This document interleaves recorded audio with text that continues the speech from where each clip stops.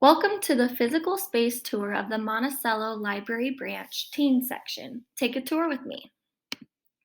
When you enter the library building, the directory right when you walk in shows there are two levels and the teen section is upstairs. There is another directory sign at the top of the stairs to show the teens section is over by the fiction section. There are several shelves of fiction books before you get to the teens section at the end, but it's all in the same area. It's also in the same area as the computers, but we'll talk about that in a minute. As you walk down the shelves of fiction books, you come across three shelves specifically for teens with labels on the ends of the shelves with the genres. There is a computer catalog in this section too. The picture on the left is the very small nonfiction section. The picture to the right is next to the nonfiction section, the audio CDs. There are two sections of the CDs. The shelf that is next to the CDs are new teen books, fiction and nonfiction.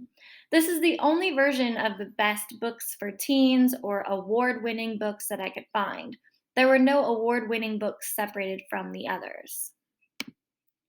There are two shelves of advanced readers' copies, or ARCs, of books that patrons can take for free and give the book a review.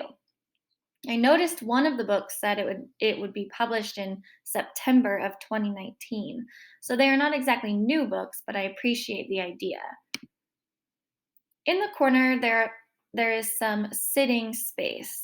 I noticed these lights are trying to appeal to the age. There is nothing like these lights in any of the other parts of the library. The picture on the left is the study room specifically for teens and in the teens section. My tour guide, Emily, said this room is used frequently. The picture on the right are bar height tables with outlets. Here are another two sitting areas in the teen section. The picture on the right is more in the fiction section since there are only three shelves of teen books. There was this shelf in the middle of the area advertising some popular teen books. Then to the right is the youth services desk.